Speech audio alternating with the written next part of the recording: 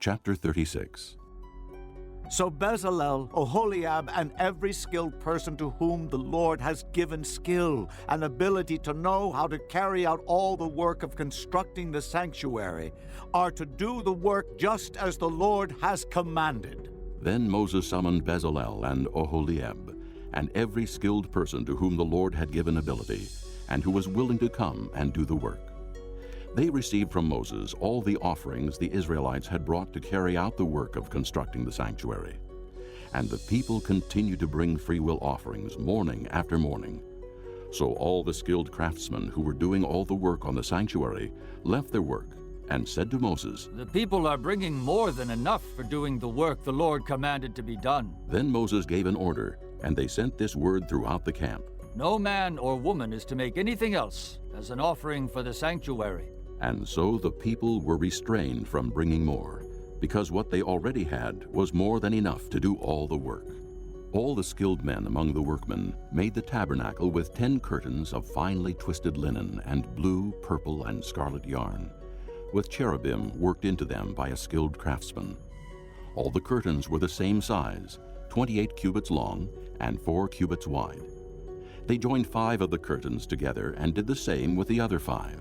Then they made loops of blue material along the edge of the end curtain in one set, and the same was done with the end curtain in the other set.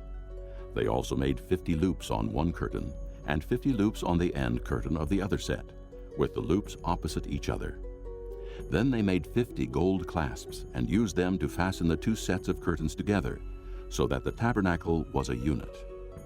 They made curtains of goat hair for the tent over the tabernacle, 11 altogether. All 11 curtains were the same size, 30 cubits long and 4 cubits wide. They joined 5 of the curtains into one set, and the other 6 into another set.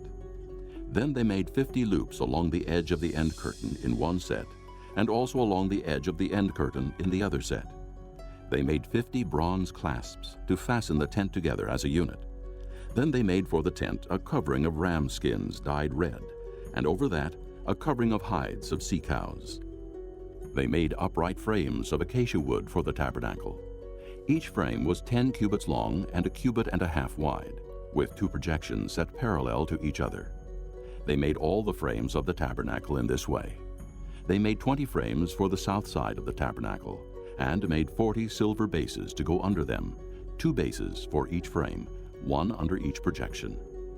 For the other side, the north side of the tabernacle, they made 20 frames and 40 silver bases, 2 under each frame. They made 6 frames for the far end, that is, the west end of the tabernacle, and 2 frames were made for the corners of the tabernacle at the far end. At these 2 corners the frames were double from the bottom all the way to the top, and fitted into a single ring. Both were made alike. So there were 8 frames and 16 silver bases, 2 under each frame. They also made crossbars of acacia wood, 5 for the frames on one side of the tabernacle, 5 for those on the other side, and 5 for the frames on the west at the far end of the tabernacle. They made the center crossbar so that it extended from end to end at the middle of the frames.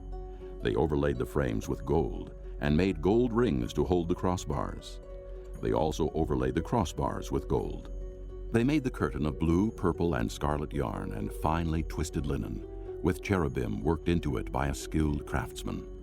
They made 4 posts of acacia wood for it, and overlaid them with gold. They made gold hooks for them, and cast their 4 silver bases. For the entrance to the tent, they made a curtain of blue, purple, and scarlet yarn, and finely twisted linen, the work of an embroiderer. And they made 5 posts with hooks for them. They overlaid the tops of the posts and their bands with gold, and made their 5 bases of bronze.